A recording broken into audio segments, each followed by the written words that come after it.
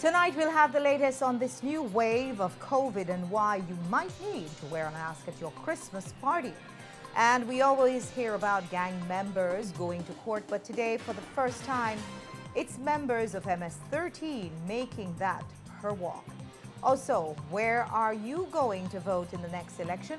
It might be a new division. The redistricting map is taking shape thanks to an action taken to the Supreme Court. We'll tell you about it. Plus, we'll have a good news update on Brene, the 6-year-old who had her leg amputated. And everyone who gets in an accident is served with a notice of intended prosecution, right? But none for the compal? You got that right. We'll tell you why. We've got details of these and other stories in our newscast for tonight, Tuesday, December 13th, 2022. Good evening. With your news, I'm Indra Craig.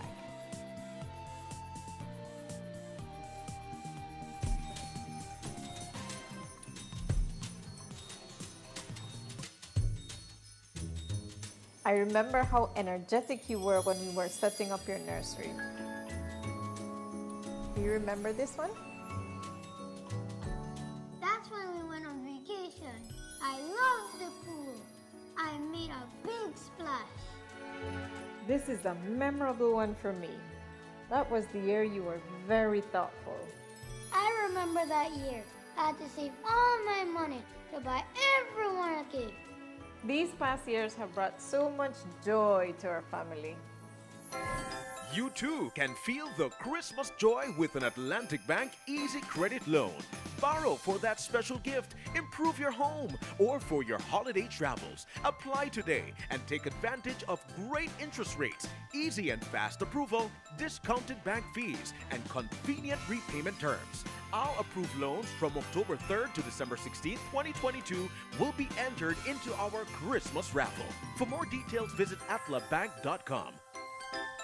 Atlantic Bank, spreading Christmas joy this holiday season. Channel 7's Christmas brand is here. It's all happening from Sunday, December 11th to Thursday, December 15th. And we want you to come up on all the giveaways. So how do you do that? Come to our office on Albert Street to buy your 25-cent ticket. You can buy as many as you want for more and more chances at a prize. That ticket gets your name in the barrel and gives you a chance to win cash prizes, jewelry, electronic appliances, and much, much more. Then, join us in person on Thursday, December 15th for the Brams grand finale at our new location, Signature Restaurant and Pub. Your $10 entrance gets you a golden ticket to win even bigger prizes. So that's 5 nights of non-stop entertainment, non-stop giveaways, and non-stop fun. I must be dreaming. Oh no, honey bun, you're not. Everything you hear so far, that's true. Delta Store has a new look. Delta Store is at the same location, right down Albert Street. Delta Store has a wide variety of fabric. Delta Store offers quality and savings. Everything in a Delta Store is only $4.99 or less. Snap out of that dream and head on down to Delta Store today.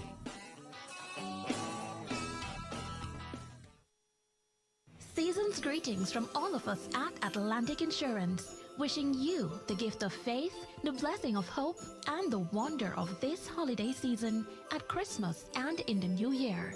This holiday season, whether you're in the driver's seat or walking down the street, always respect the rules of the road. Do not speed, do not drink and drive, drive safely, and enjoy this holiday season with your loved ones. Merry Christmas and a Happy New Year to you and your family from all of us at Atlantic Insurance.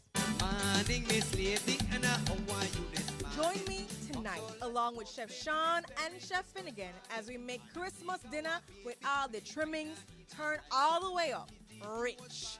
We'll have tips on how to make your turkey tremendous, your ham heavenly, your stuffing succulent, and your salad saucy. I'll be there in my silk PJs while Mr. Finnegan is in flannel, and Sean will just be on. So join us for Christmas Bram on Channel 7 tonight at 8 p.m.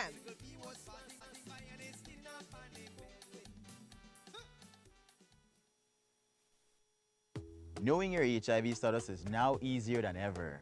Did you know that you can test for HIV in the comfort of your own home by simply swabbing your gums? OraQuick is an in-home HIV test that can provide you with results in just 20 minutes. The test detects HIV antibodies with over 99% accuracy and is trusted by healthcare professionals worldwide. If you receive a positive result, you should contact your nearest healthcare clinic to perform follow-up testing and to get advice on what to do to stay healthy. And even if you get a negative result, remember, it is important to continue protecting yourself from HIV and other STIs. Using a condom correctly every time you have sex is the best way to do so. HIV self-testing kit is convenient, reliable, and now available in Belize.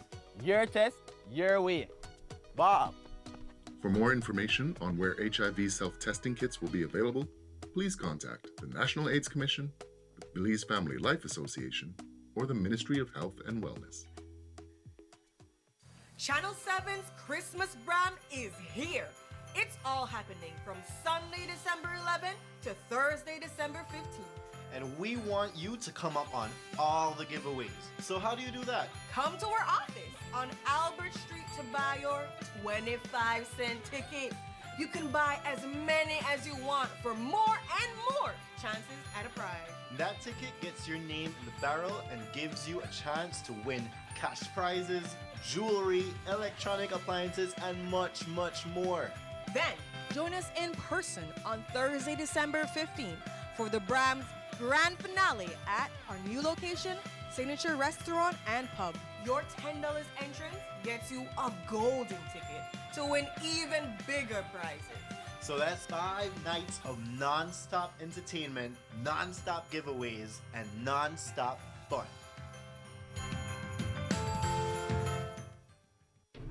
Belize, you're watching the Nation Station, Channel 7.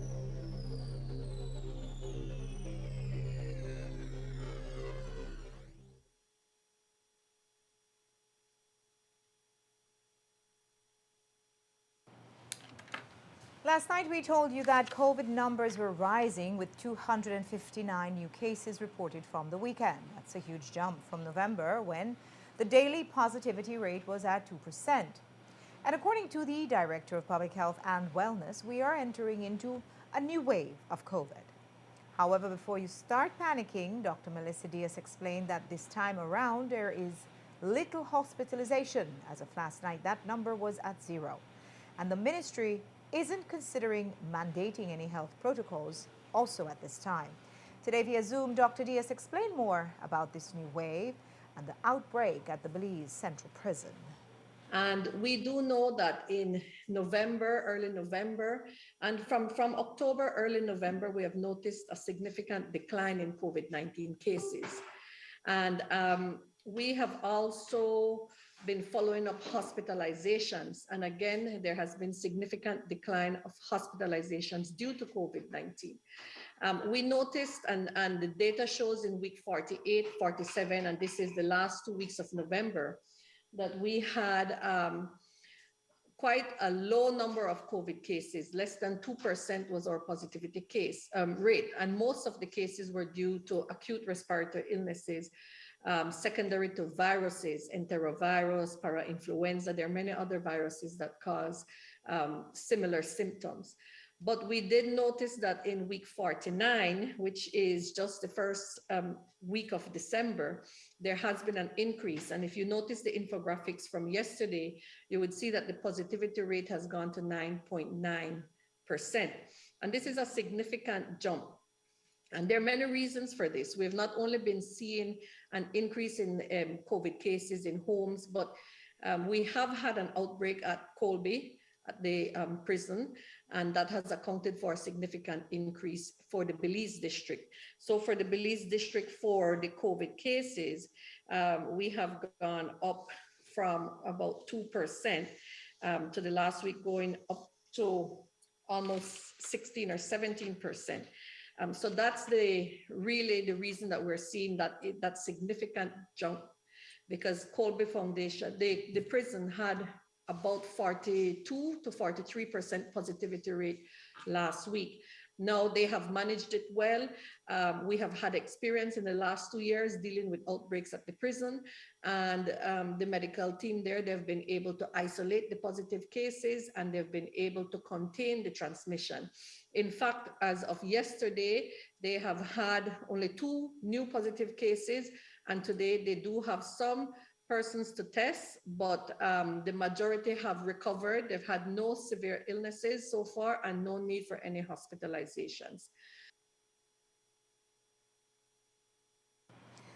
And that wasn't the only outbreak they found in the Belize district.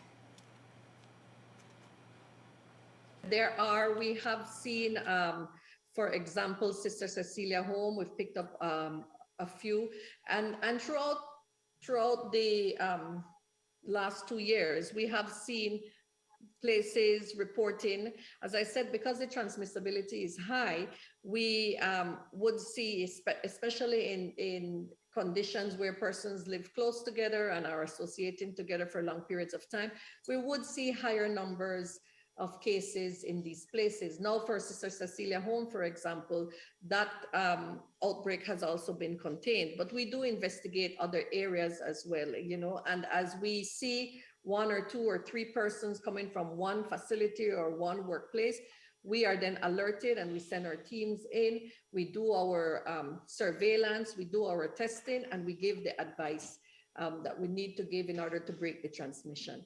And that has been working for us. And according to Dr. Diaz, genome sequencing has confirmed that most of our COVID cases are the Omicron variant, not BQ or XBB like in the US. However, she also added that they've stopped genome sequencing for the time being and will resume next year. And currently, only half the country is vaccinated against COVID, but the MOHW is still vaccinating those who choose to get it. According to Dr. Diaz, they have over 100,000 vaccines in the country, and she's also encouraging residents to get the flu shot since we are currently in the flu season. Well, Belize continues to have a large number of vaccines. When you look at having the different types, we have AstraZeneca, we have Johnson, and we have Pfizer.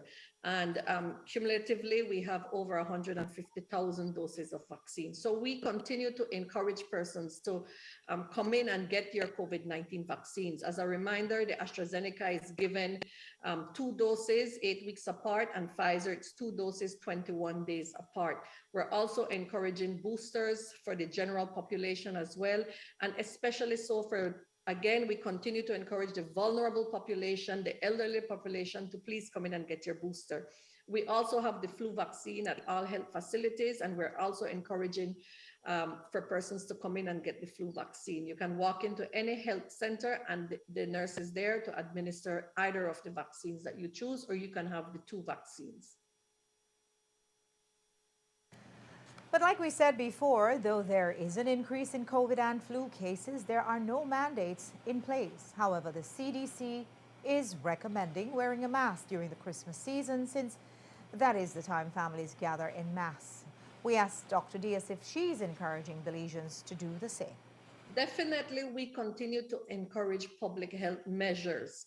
It has to be, there is absolutely nothing that is mandated. It's not a mandate to wear masks, but we encourage that if you do have an elderly person in your household, if you do work with the elderly or with vulnerable populations, you should wear your mask.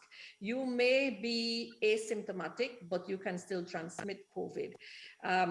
This is something that we've got to take our personal responsibility and make the determination whether or not you would wear your mask. Of course, if you're a young person and you're not living with a vulnerable person and you feel well, it would not be necessary. We also recommend that if you do have a cough, a cold, you have body aches, you have fever, notify your employer as well. Keep your mask on and get tested. We have all our health facilities continue to perform tests. It's easily accessible, and we're asking that you continue to check, because you might have very little symptoms or mild symptoms, but somebody who is more vulnerable and whose body is not able to fight the virus as good as you can might not be as lucky. And if you need another reason to try to prevent catching COVID, well, there's long COVID. Some survivors of the virus continue to experience symptoms such as shortness of breath, brain fog, and fatigue long after recovering from the virus. Dr. Diaz says that they've been in discussions to possibly start clinics for those still suffering. Long COVID is real. And long COVID, we're doing more and more research. There's research being done by different countries and different organizations as well. And we're getting information. The way that COVID affects persons and the side effects or the lingering symptoms differ depending on how severe you had the symptoms. But it's not only respiratory symptoms that persons present with. They may present with diarrhea, with vomiting. Many people speak about the brain fog that they get, the lethargy, so the tiredness that you get after the virus. Some people have 2 to 3 weeks of feeling so lethargic that they can't get back to work. So the different symptoms and the long COVID does exist. Some persons are rehospitalized with infections of the lungs, with scarring of the lungs.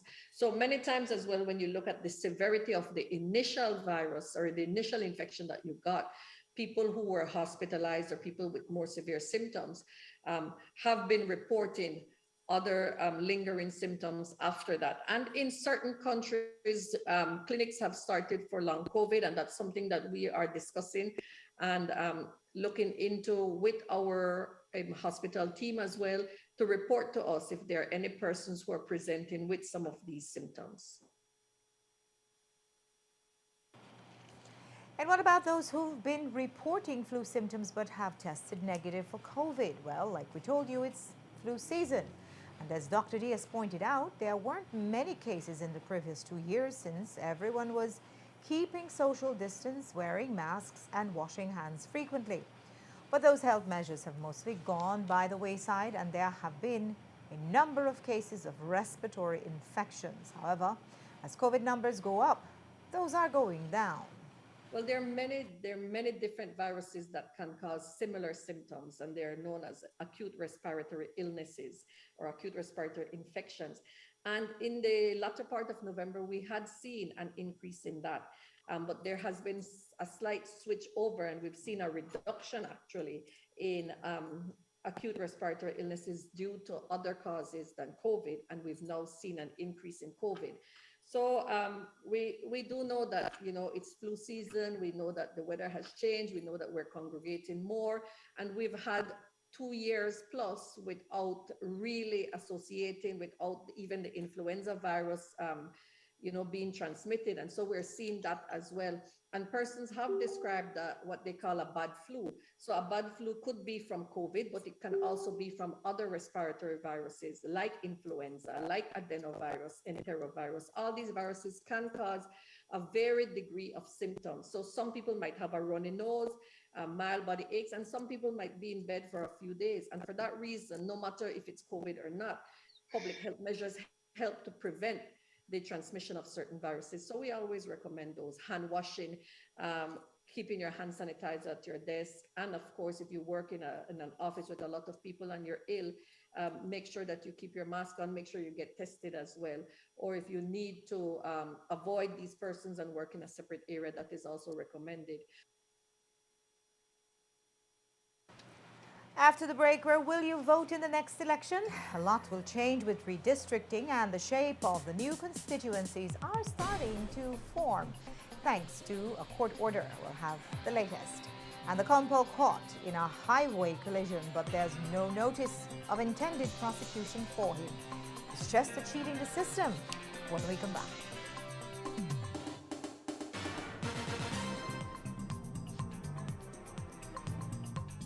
The deals continue this massive season. Starting December 12th until December 24th, it's 12 straight days of massive deals with up to 25% off on selected items each day. From grills to appliances and more, every day you get a new opportunity to take advantage of new items on sale. Check out our website and social media platforms for updates each day. Deals, P-Bucks, rewards, everything is massive this season at Benny's.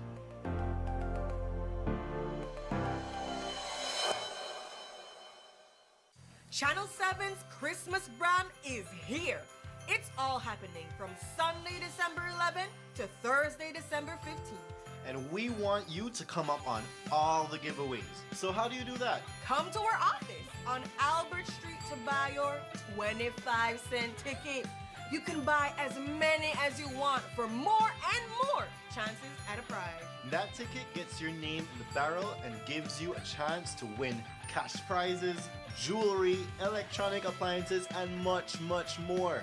Then, join us in person on Thursday, December 15th for the Brams grand finale at our new location, Signature Restaurant and Pub. Your $10 entrance gets you a golden ticket to win even bigger prizes.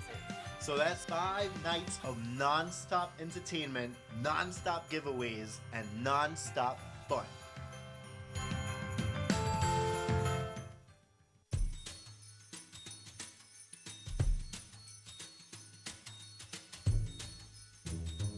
I remember how energetic you were when we were setting up your nursery.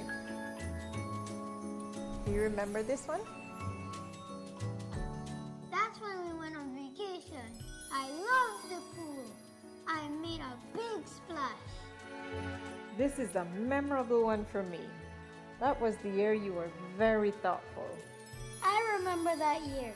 I had to save all my money to buy everyone a gift. These past years have brought so much joy to our family. You too can feel the Christmas joy with an Atlantic Bank Easy Credit Loan.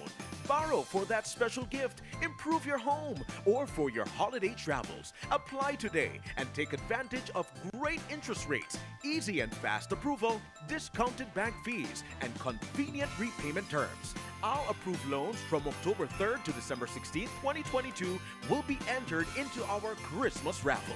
For more details, visit atlabank.com. Atlantic Bank, spreading Christmas joy this holiday season.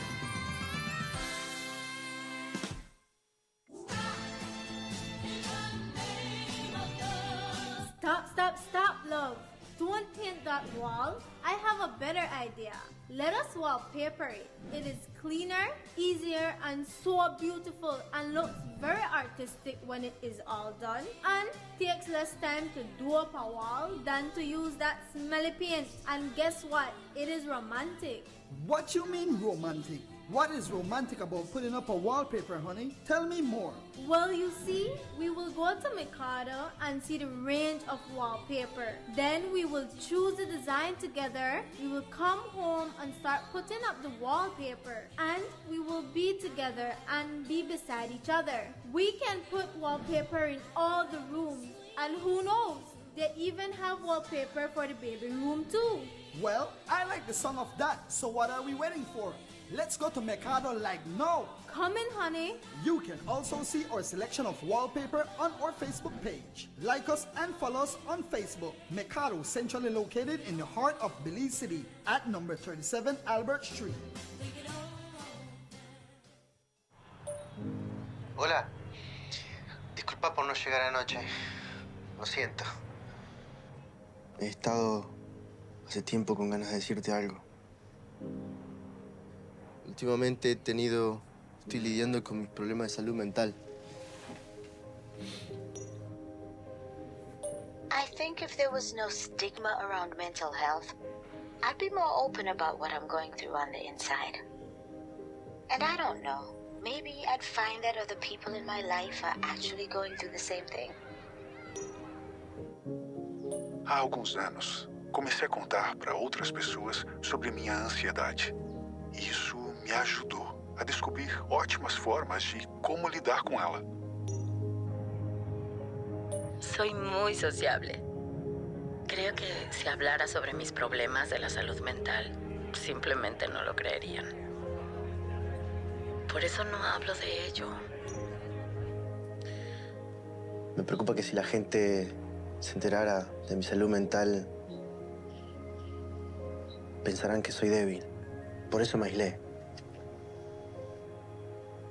Pero creo que voy a cambiar esto.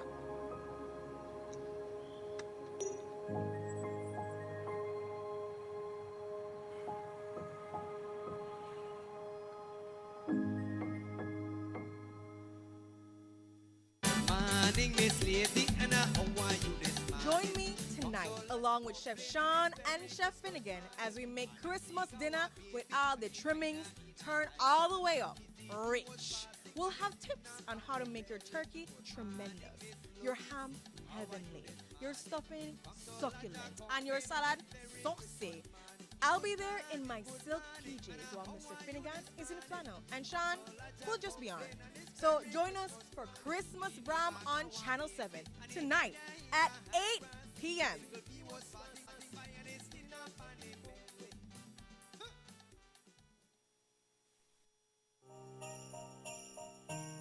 In the spirit of this festive season, we here at Champion Security would like to wish you a Merry Christmas and a Happy New Year filled with love, laughter, family, and friends.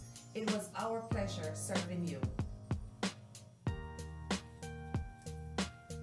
We encourage you to secure your home and business during this time by letting us give you back that peace of mind.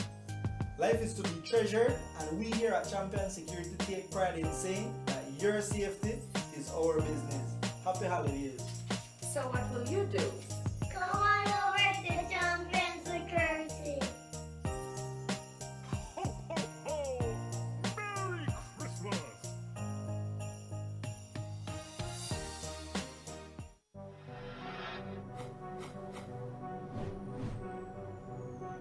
Belize, you're watching the Nation Station, Channel 7.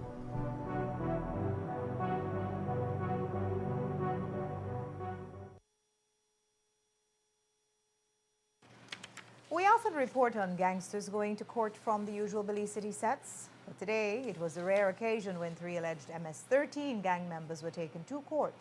Today, around midday, police took 20-year-old Abel Martinez, 30-year-old Angel Ruiz, and 35-year-old Gilberto Ruiz to court for being a member of a gang, specifically the NLS, the Normandy Locos Salvatruche, a clique of the MS-13 gang. In Belize, the gang is based in the Crewman Lagoon area, where, according to reports, MS-13 members have been creating havoc, allegedly involved in burning down homes and machete attacks. Today in court, Gilberto Ruiz pleaded guilty. He said not because he is actually guilty, but because it's just been too much harassment. He told the court he is a working man and is the breadwinner for his family. He told the court that he is not an active gang member and then changed his plea when it turned out that he would not be fined but confined. With that, his younger brother, Angel Ruiz, and their friend, Abel Martinez, pleaded not guilty.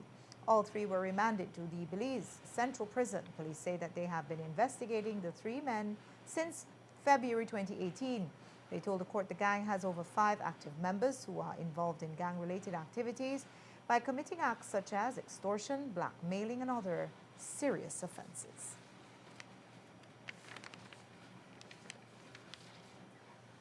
After being locked in battle with the government of Belize for 3 years, the Belize Peace Movement has won their redistricting lawsuit against the government of Belize and the Elections and Boundaries Commission.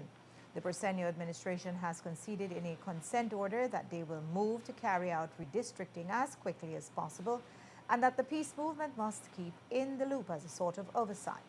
Earlier this year, the Elections and Boundaries Commission announced that the redistricting task force, headed by Chief Elections Officer Josephine Tamai, had already begun the initial steps to investigate and research the best possible way to bring back all 31 electoral divisions in Belize to as nearly equal in size as possible.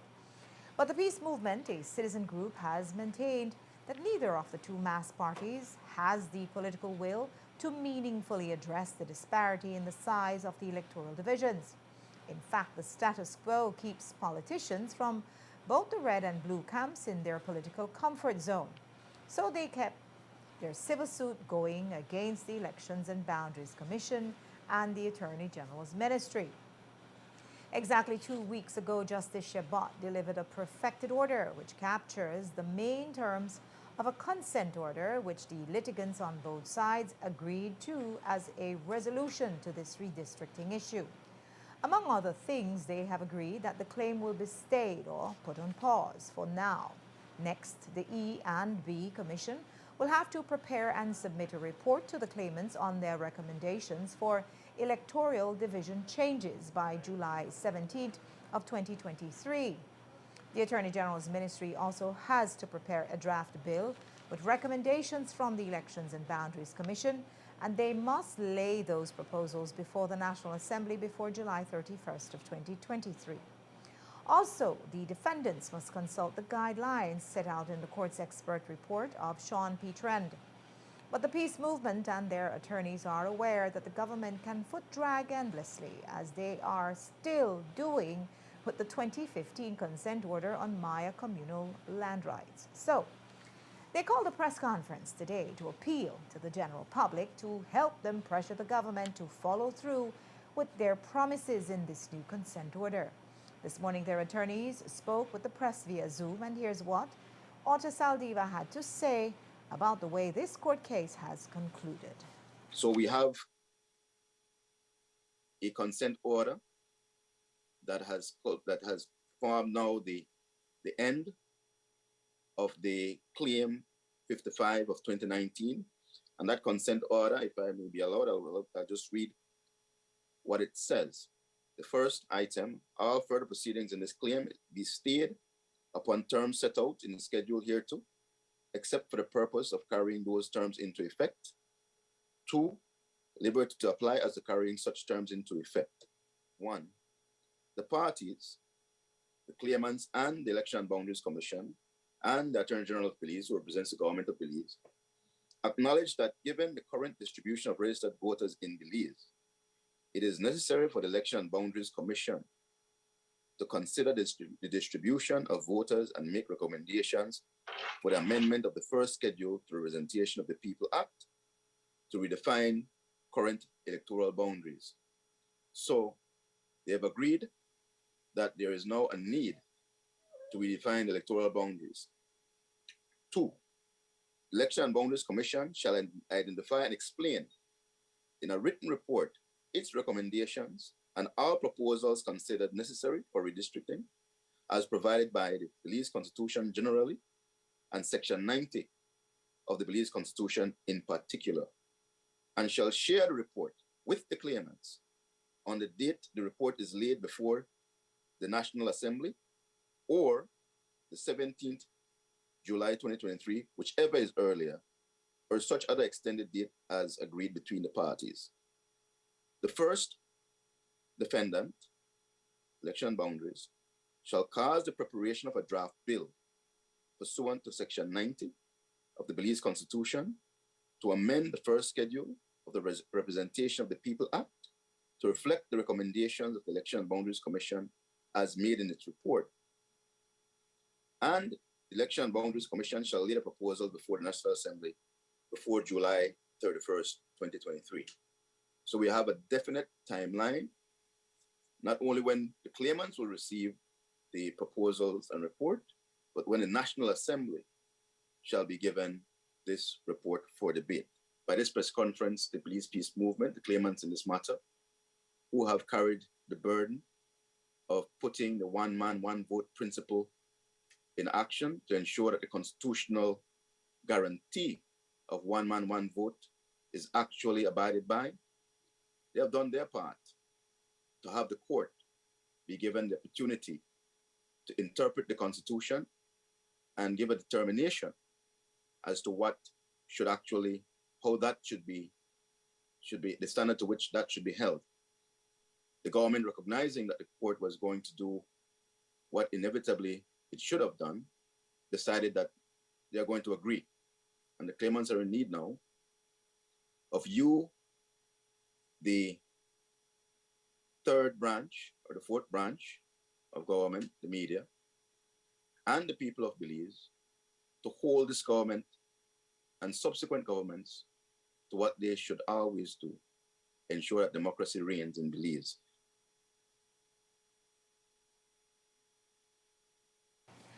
As you saw, one of the directions from the Supreme Court is that the defendants must consult the guidelines set out by the court's expert, Sean P. Trend. Possibly the most significant disclosures in the case came from his report from October 14, 2020. In his executive summary, he said, quote, "The degree of malapportionment present in Belize far exceeds any threshold suggested in other countries or by international organizations. For example, an elector in Fort George casts a vote that has 5 times the value in the Belize House of Representatives as a vote cast by an elector in the Stann Creek West electoral division. Using the 10% deviation standard suggested by international organizations, only 4 of Belize's current electoral divisions are not severely malapportioned. 71% of Belize's electoral divisions are severely malapportioned. Malapportionment is particularly pronounced in the Belize district, where the most populous division, Belize Rural South, is 4.5 times the population of Fort George." End quote. Here are a few more comments from the BPM's other attorney on why this expert's assessment demonstrates that for many years, Belize hasn't been meeting the standard of 1 man or woman equals 1 vote. He said most international organizations urge countries to draw electoral boundaries such that the maximum deviation is 10%, with additional allowances for districts drawn over sparsely populated areas. And then he went into, in the report, to look at different countries and what prevails. He even looked at different judgments from varying courts. And his analysis of Belize is based on the numbers given from our electoral divisions, is that only 5 divisions in Belize really and truly reach the standards as it relates to what prevails in the international standards. He looked at the Venice Commission, he looked at different judgments from Korea, he looked at judgments from Canada, Australia, United States. So he went basically around the globe and looked to see what prevails in those countries as it pertains to the international standards. At paragraph 9 in his executive summary, he said, most countries fall somewhere in the middle of these 2 extremes. A fuller account of these standards lie in the body of the report, but the United Kingdom, for example, allows for a deviation of up to 10%, as does Italy. Germany and Czech Republic allows for a deviation up to 15%. Malta and Macedonia allows for deviations up to 5%. Overall, most countries seem to employ an allowable deviation threshold of between 10% and 15%. He says at paragraph 10, the degree of malapportionment present in Belize today far exceeds any threshold suggested in other countries by international organizations. And if you look at it, you're going to see the numerous countries within which he looked at and see what prevails. And you're going to see the use of the term equality, so that my vote and your vote is on the same weight, not what is happening now in Belize, where you have a person's vote is 5 times more than my 1 vote because of whichever division I am in. We have reached out to the chairman of the Elections and Boundaries Commission for comment, and he told us that he intends to discuss the matter with the press in the next few days. Last week, we told you about 6-year-old Brene Maivid, a little girl who lost her leg after a severe severed artery that is got infected and sepsis set in. It's a terrible tragedy that's just beginning to sink in for the child and her mother. But today, when we caught up with them, there was some hope coming out of a great misfortune. It's hope that comes through the generous donations that the little family has received this week and the chance they may have to travel to the U.S. to further care. Here's what Mom had to say this evening at the KHNH. I believe since right now she still has the feeling that the leg is there. The doctor says it takes a while. She'll still have the feeling as if though she has her leg. She has noticed that the leg is not there because every day they have to come and do the dressing. So she looks at it. She looks at her YouTube and then she looks back at it. So I guess she already noticed that it's gone. The foot is not there. I just had to, on the first day, she was crying. She was crying. So I just had to explain to her that the foot was no longer, it wasn't good anymore. So the doctor had to take it off or else she won't be able to come home with us. And her grandma and everybody wants to see her, so she had to, the doctors had to take off the foot. So since then, she's, I won't say she has fully accepted it as well, but for now, she's in the hospital. She looks at it. She tells me I can show it to her teacher that her foot got cut. I believe the real, it will be more difficult when we get home, because then she will notice that she cannot walk, she cannot run. Currently, at the moment, we're working on getting her to the Shriners Children's Hospital. I believe that is in Tampa. We have the department from here, I believe it's in Corozal. They have already contacted me to get my information, so they will be working along with us. We have already filled out the form and email it over to the hospital, and so we're just waiting for the reply. We've had, I would say, a lot of support. We already received donation for like 2 wheelchairs. We have people reaching out for us to help us with the prosthetic legs, the prosthetic shoes. So we have her teachers, the lady, Miss Dorothy, at the tutor where she goes. Everyone is in full support of us. I see some people, Mr. GMA, doing a dollar drive. So we have received a lot of funding as well. Or my Facebook friends, a lot of them are sending, we get donation to the account as well. So I just want to say thanks to the whole entire community, everyone that is behind us. We really do appreciate all the help and support at this time. Again, if you'd like to contact Renee and her mom to offer some support, you can reach them at 614-3779. As we've been reporting, the Commissioner of Police, Chastity Williams, got into a minor accident on the George Price Highway on Sunday. It happened near Blackman-Eddy, where the compo says he was overtaking when a vehicle in front of him decided to make a left turn without looking what was coming behind. From there, a tourist traveling behind the commissioner rear-ended him, hissing his back tire. The commissioner says his vehicle received no damage, but the tourist's tiny rental car got its front end rearranged. Now, judging at least from the fact that photo of the general area of the accident shows 2 solid lines on the highway, has caused many Facebook commenters to state that the compol was overtaking in a no overtake zone. And while there may be an arguable case on why or one way or the other about who's to blame, the police have already found that it's definitely not their boss. Unlike everyone else who gets involved in a collision, we learned today that the commissioner will not be served with a notice of intended prosecution. The police communications officer, ASP Yearwood, told us why. The compol, has he been served with an NIP?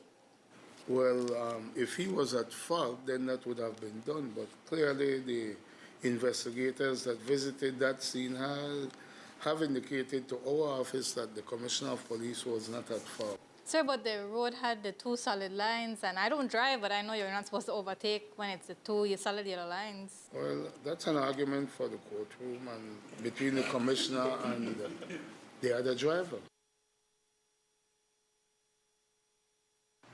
Last night, we told you about the murder of 27-year-old Byron Herrera, an Orange Walk resident who was shot multiple times on San Francisco Street on Saturday night. ASP Fitzroy Yearwood explained that they do not have a motive as yet, but that they are appealing to the public for assistance in solving this crime.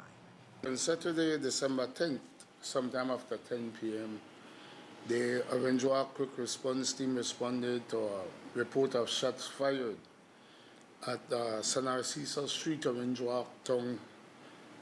Whilst canvassing the area, they received information that a person was lying motionless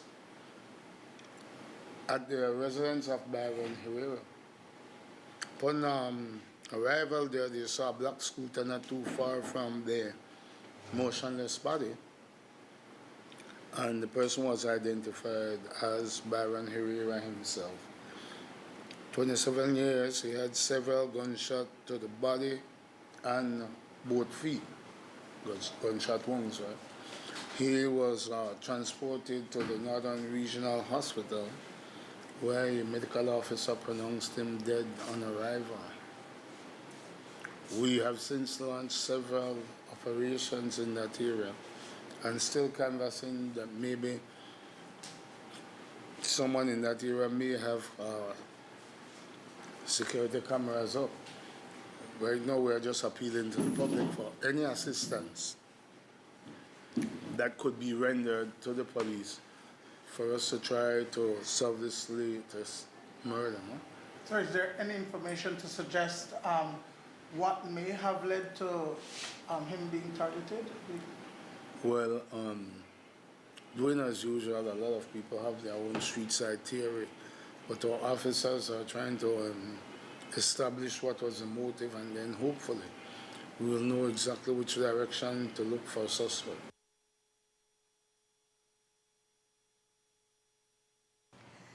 There has also been a murder in Dangriga on December 2nd. 21-year-old Douglas Gonzalez was shot 3 times in the South Riverside area. He held on for 4 days and then passed away on Tuesday, December 6th, making him the 3rd murder victim for this month. ASP Irwood told us more about this incident.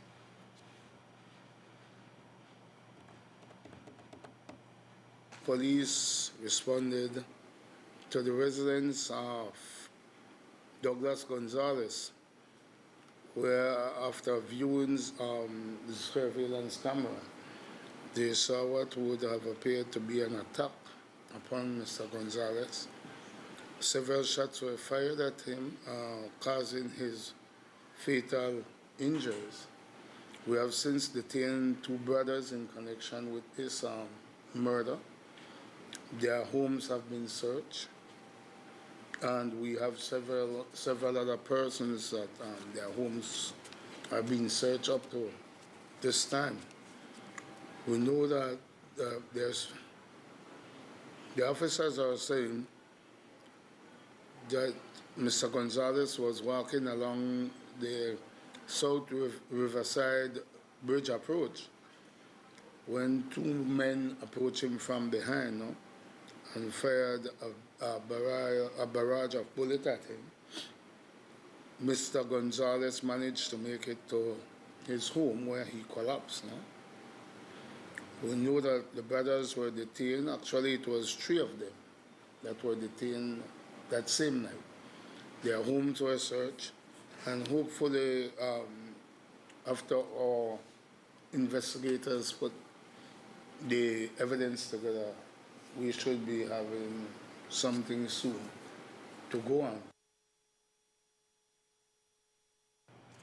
And the first 2 murder victims were 26-year-old Cleon Smith and 30-year-old Kendale Ramirez. They had traveled from Stan Creek to Belize City just to meet their demise around midday.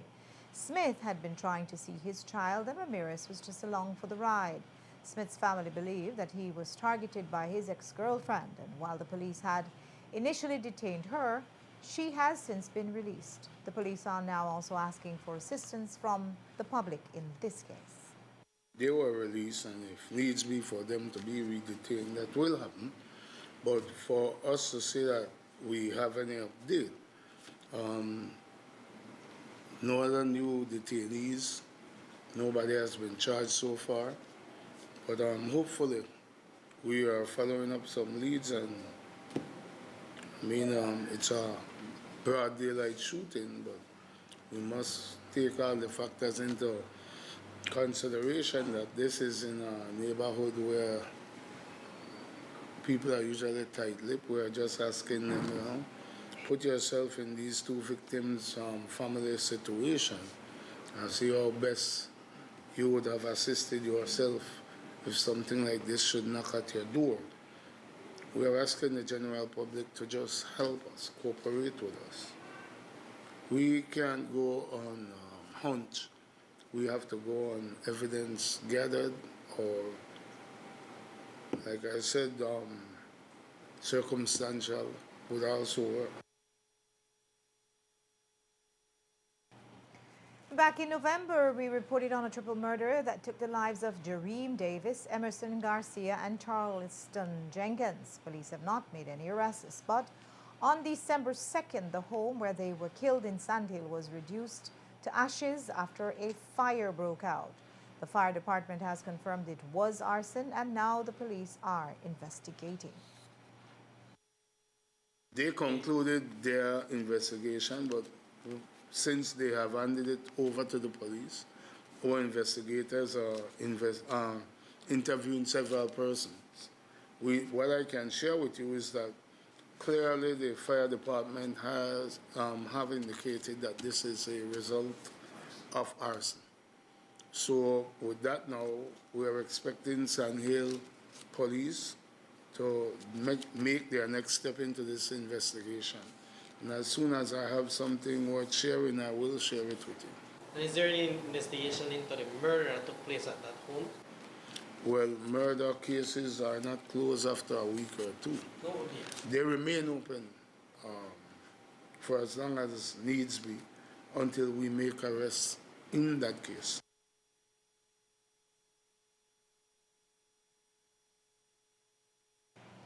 And in Curzon, over $100,000 was stolen from the Belize Bank ATM at Escuela Secundaria Técnica Mexico on Sunday at 3 in the morning.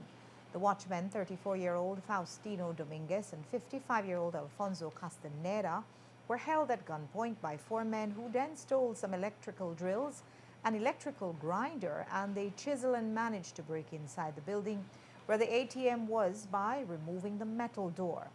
They then damaged the security cameras, the electrical lines, and the alarm system before stealing the metal box containing the ATM's money.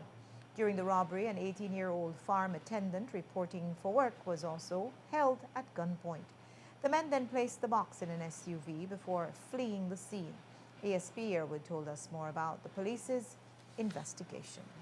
The Belize Bank ATM that was stolen also over the weekend from Escuela Secundaria Mexico in San Roman Village. We have spoken to a few persons, including the watchman, and our estimate of the missing money was sent to us in the tune of in excess of $100,000. We are following up the lead that it was relayed that these persons were all dressed in camouflage clothing, 4 of them, the assailants, and we're asking the general public to assist us if they may know any or have any information that could help the police to detain these. These people, they seemed very organized. They damaged the cameras, they damaged the electrical lines, they did a lot to break into this ATM. They dismantled the alarm system, all of that. Do police believe that this is an inside job? Or someone with some knowledge of how these ATMs work? We do believe it's someone or maybe persons that have knowledge of the whole operation.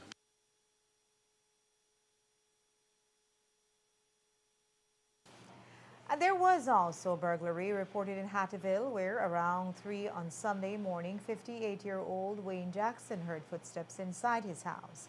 He asked who it was, and the person replied that it was a gunman.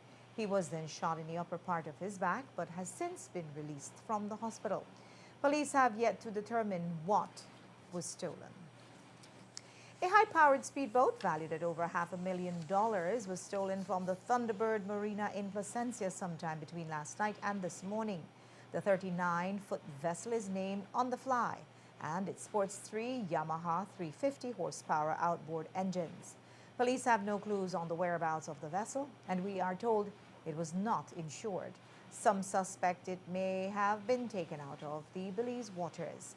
The owner is Stephen Chen of Belmopan.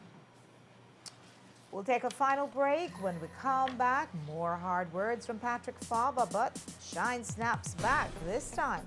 and writer, attorney, and recovering politician Godfrey Smith on why the judicial system he's a part of is so puffed up with pride while not delivering the product called justice to those most in need.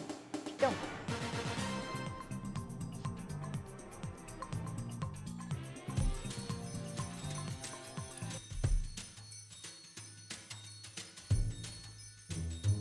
I remember how energetic you were when we were setting up your nursery. Do you remember this one? That's when we went on vacation. I loved the pool. I made a big splash. This is a memorable one for me. That was the year you were very thoughtful.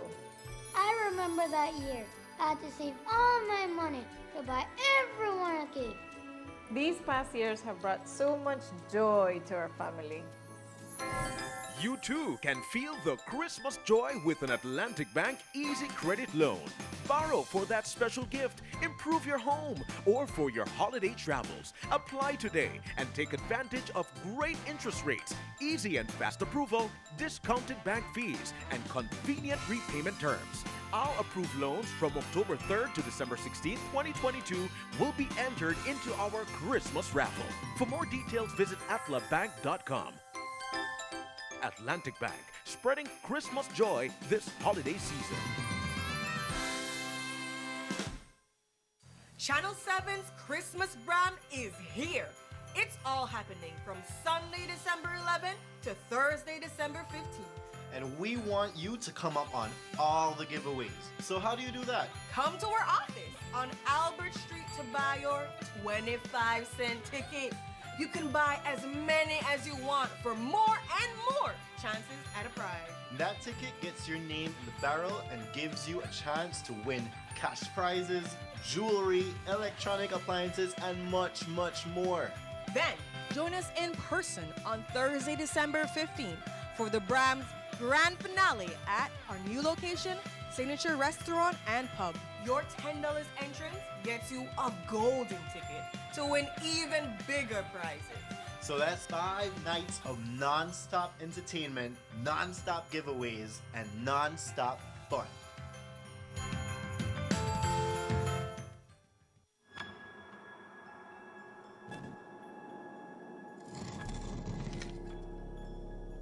It started innocently. It looked fun. It looked cool. But then I got hooked. And it had its downsides. I couldn't keep up physically. It started to put a strain on my life and the lives of my loved ones.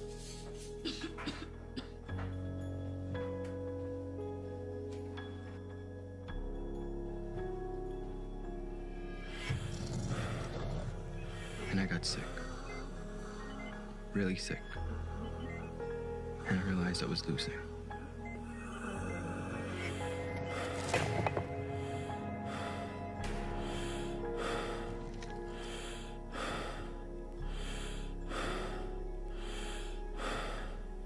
But I knew what I had to do.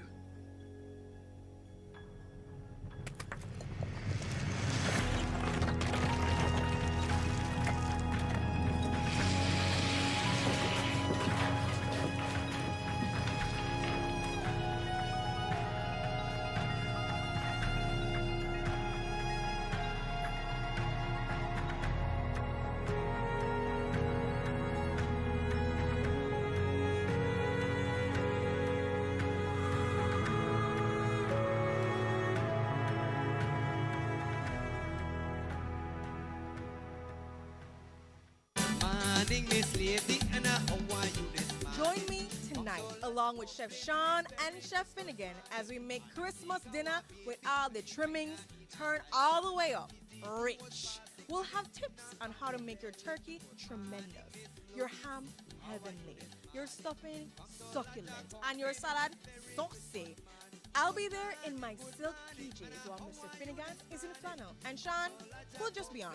So join us for Christmas Bram on Channel 7 tonight at 8 p.m.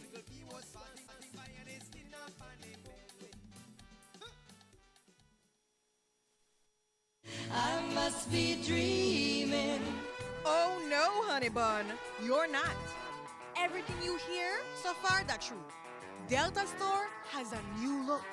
Delta Store is at the same location, right down Albert Street. Delta Store has a wide variety of fabric. Delta Store offers quality and savings.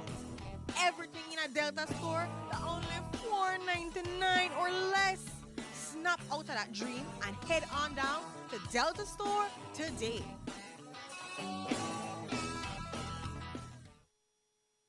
Channel 7's Christmas brand is here. It's all happening from Sunday, December 11th to Thursday, December 15th. And we want you to come up on all the giveaways. So how do you do that? Come to our office on Albert Street to buy your 25-cent ticket. You can buy as many as you want for more and more chances at a prize. That ticket gets your name in the barrel and gives you a chance to win cash prizes, jewelry, electronic appliances, and much, much more. Then, join us in person on Thursday, December 15th for the Brahms Grand Finale at our new location, Signature Restaurant and Pub. Your $10 entrance gets you a golden ticket to win even bigger prizes. So that's 5 nights of non-stop entertainment, non-stop giveaways, and non-stop fun.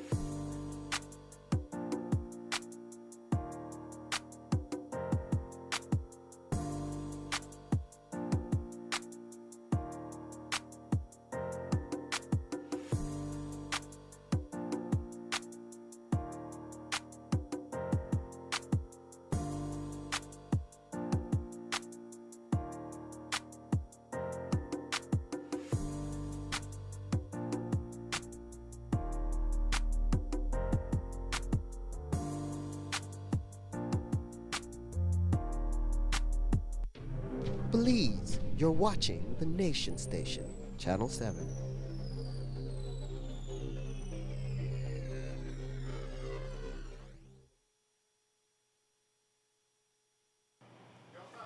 Last night we told you about writer Godfrey Smith's provocative new book called Diary of a Recovering Politician. It's a collection of essays where he speaks about some of the hard lessons in realpolitik learned as part of the Musa administration of 1998 to 2008. But he also speaks about his career in the law as both attorney and jurist, where he found judges puffed up with the pride and the trappings of high office and hardly concerned with delivering justice to those who needed it most. In our exclusive sit-down interview, we discussed his disillusionment with the law. Twice you're seen in the book more than mocking or berating your colleagues for participating in the ceremonial opening of the bar. It is actual disgust that one picks up. I'm not a fan of the legal profession, shall I say, in the sense of, in terms of being a tool to bring about social engineering and change. It can happen, but I mean, if you take your mic, as I'm sure you often do, and ask people What do they think of lawyers and the legal system? Do they see it as a force for good? And not enough emphasis is placed on the places where ordinary folks access law and the justice system, which is the magistrate's court. My experience as a judicial officer in the Eastern Caribbean is that judges have too much regard and pay too much attention to the trappings, the paraphernalia of judging. Officers saluting you, carrying your bags, wearing the robes, and banning people from court if they don't have on proper dress and so on, without reminding yourself that you're there to deliver a product, which is to solve a legal problem for somebody and to do it as quickly as you can. There is just a need to write.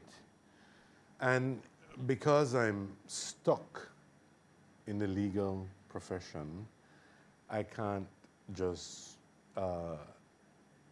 as I would like to, take off sufficient time to do a substantial, concentrated body of work. So in between that, what can one do? One's mind is always churning with observation, ideas. One can draw on the resource of one's experience. So I hate to put it like that, but it's a kind of filler, isn't it? That you can, writing an essay of 2,000 words or 3,000 words is not quite the painstaking effort of writing an entire book. One has a sense that you are starting to scratch at the history that you are a part of because you believe it's important that history has to be recorded and told, and the writer must have some fidelity to it. Well, certainly. I like to believe, well, I hope that everything I've put in this book maintains fidelity to history, as much accuracy as is possible. I initially was very reserved about trying to write something about my deep experiences in politics and government in Belize. I suppose because I asked myself, but who would be interested in this? So I strive mightily to be of regional significance, but I enjoyed those particular essays on local politics so much that, and as you say, it's important enough for students of history, for historians, for Belizeans, for politicians, to have a proper documented piece of writing on that period of our political history. Tomorrow we'll have the final part of that interview where we talk about Lord Ashcroft, who Smith refers to in his book as, quote, the billionaire who befriended me. Yesterday you heard Patrick Faber's rant on the state of the UDP and its leadership. He also declared that if the UDP didn't want him, he would run in college independently. Well, according to Shine Barrow, the UDP doesn't want him. He says Faber's out, and that's the end of that. He also replied to Faber's statements on John Saldiva, saying that he isn't getting a free ride, and it is within his right to trigger an NPC meeting. He's out. I don't know who tells you otherwise. He's no longer the candidate for Collett, and so I have no concern or consideration for anything that he has to say. And the reason he's out as candidate is for this type of behavior, which is a distraction to what we have to do, which is we are the oversight body of the government. And it is important that every opportunity we get, we focus on what may be going wrong with government and what could be going better. These distractions are not conducive to being the constitutional government in waiting. I will clarify, though, that when you talk about legalities and constitutional operations, constitutional undertakings as far as the party is concerned, anyone can trigger an NPC. They just have to have the requisite amount. So it is not a matter of allowing an MPC. The decision of the special committee was final. But if you read our constitution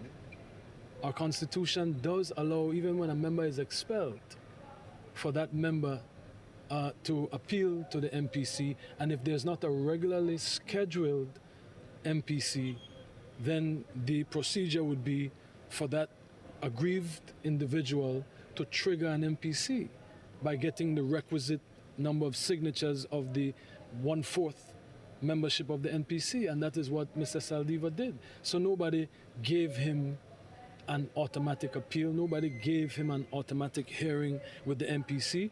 If he did not trigger the 1/4 requisite signature, he would have had to wait until the next regularly scheduled MPC, and anyone can bring up anything at an MPC to appeal. And Faba has a few more words about his party leader. He told us yesterday that Barrow refuses to talk to him and that he doesn't support Barrow. And because of that, he said that there's little hope of burying the hatchet. Even as I come here, I will tell you it's difficult. The leader is not very inclusive in trying to prepare for these House meetings. The leader doesn't even speak to me. What do you want to lead a party and you don't even speak? And every chance he gets on national TV, he criticizes and condemns. You can't lead me. And it's no secret that in this honorable House, that he does not have my support as the leader, but that's fine. I mean, if you didn't sign the letter when they sent it to the Governor General, that was a clear indication that you don't support. But we can coexist in the party, and that's fine. And so it's going to be very, very difficult for us to mend those fences. And a fictitious Faba also used the opportunity to take a dig at his opponent, Ian Jones, who has been endorsed as the UDP candidate for Colette. When the media asked him about hurricane relief efforts in his constituency and whether he'd been working alongside Jones, as a Facebook post suggested, he laughed, saying that Jones took the photo up but did little else. My opponent wasn't on the ground. My opponent piggybacked, siding, however you want to put it. I watched as he did that. When the Seymour people came and invited me to go and tour the area with them, he saw me when I passed his mother's home and came to the office and just walked along, and then later on made posts saying, I am walking hands in hands with Patrick Faba. This guy is just a fraud. And then later on put a post, linked it to our constituency page to say that, anyways, it's just a joke. But we have received support from the government. We have been helping significantly those who we can help. The needs of our constituency is huge. The needs are huge, and so we have to really, we are still dependent on bigger help, but from the funds that they've been able to give us, we've given, I believe, about 300 families just small assistance so that they could buy at least zinc and plywood and stuff.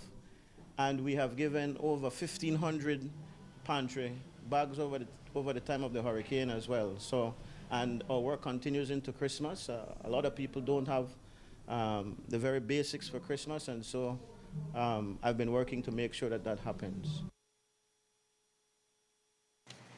And in some other interviews from yesterday's House meeting, we asked the Prime Minister about the crushing cost of fuel. World prices stabilized last month, but the price in Belize remained the same. The PM says you shouldn't hope for a decrease. It's already a balancing act, keeping the price stable. The issue of inflation, we are trying as best as we can to contain it. Most of these things are imported, and most of the food items pay very little duty. So there's not much that we can do. We are trying to police as best as we possibly can to try to avoid the price gouging. And secondly, with the fear, we continue to reduce the tax to try to hold on to this. I think these went down a few cents. It should have gone higher, but we managed to cut a little bit on the taxes. So as we promised from the beginning, we're going to try as best as we possibly can. We have foregone millions of dollars in taxes for fuel, but we have no other option. We want to do as best as we possibly can to help Belizean consumers and everybody in that sense.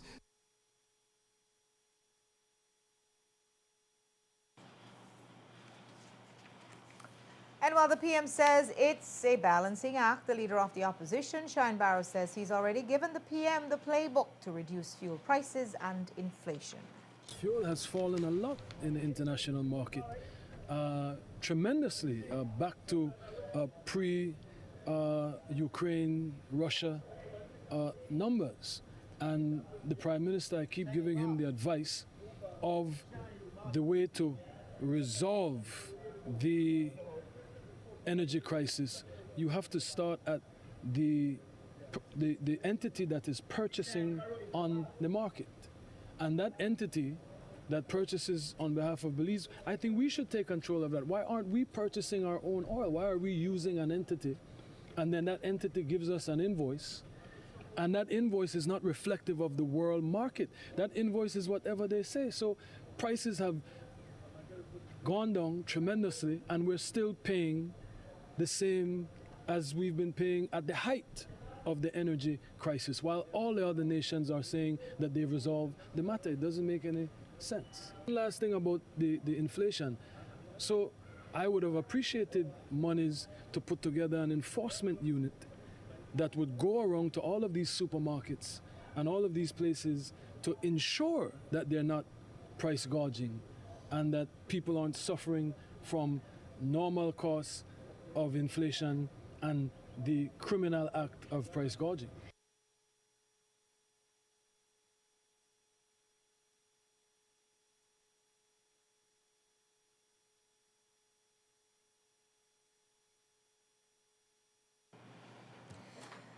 Today, the St. John's Soup Kitchen had its annual closing of the kitchen Christmas dinner.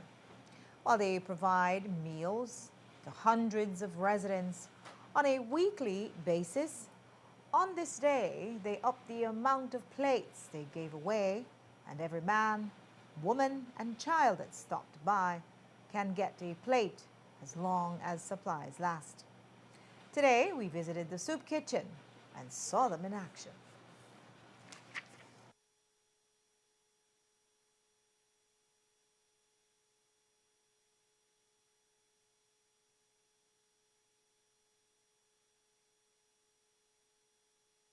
The soup kitchen has been operating for 12 years now, and every year at this time we prepare food for 500 people as a part of their...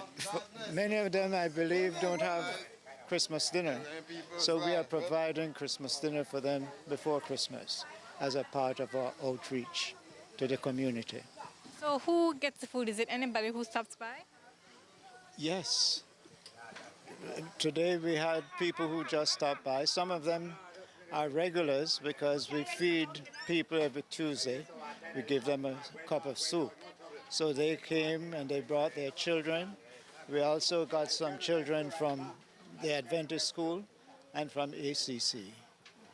In addition to that, we'll send packages out to St. John's and Queen Square schools. Well, we are following the examples of Jesus who fed the hungry.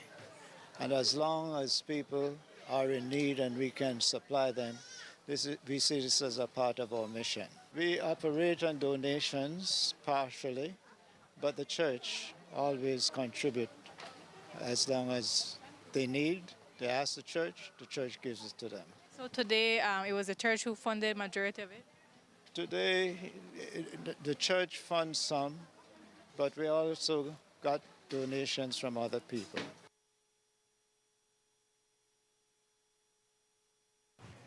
Tonight, the National Vaccine Storage Facility in Belmopan can boast an array of brand new cold chain equipment donated by the government of Japan. That equipment includes 10 ice-line freezers, 10 main-powered vaccine refrigerators, and 30 remote temperature monitoring systems to be used to improve vaccine storage and management. The donation is part of a partnership between UNICEF and the government of Japan to address the needs of Belize's Ministry of Health and to improve the national vaccination rates that have decreased since the onset of the COVID-19 pandemic. The new equipment was delivered to Minister Kevin Bernard today in an official handing over ceremony. Here's what he said when he received it. Belize received $1.8 million, as highlighted by Mrs. Parker, Belize dollars to cover the project's cold chain equipment, including the capacity building of healthcare workers in the management of the cold chain equipment deployed to primary care level health facilities within the public health sector. Through this grant aid, one walk-in cooler for the National Vaccine Storage Facility was procured, along with ice-line refrigerators and freezers deployed to the districts and installed in 15 urban and rural health facilities. 10 generators were obtained and installed and will ensure that these health facilities will reduce the risk of loss of vaccines due to unforeseen power outages. All the procured cold chain equipment units will have a remote temperature monitoring device with a built-in alarm system when the temperature is outside of the recommended range. With the grant, the ministry has strengthened the quality improvement of health services through the establishment of a quality improvement unit composed of 1 medical officer per hospital dedicated full-time to oversee the implementation of quality improvement plans. The quality improvement officers, along with the local quality improvement teams, aim to improve maternal health and reduce child mortality. The number of staff trained in their respective technical areas has increased, and the monitoring of the processes of care is continuous.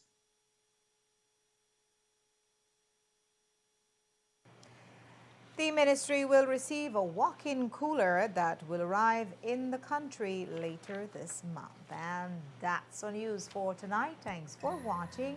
With your news, I'm Indira Craig. Remember, you can find a full transcript of the news at 7newsbelize.com and see streaming video on our Facebook page. Stay tuned with us at 8 when we bring you night 3 of Channel 7's Christmas Bram, where it's food night. Tune in to see Chef Sean, Chef Finnegan cook up the turkey. Saying good night, stay safe, and join me back here tomorrow at 6.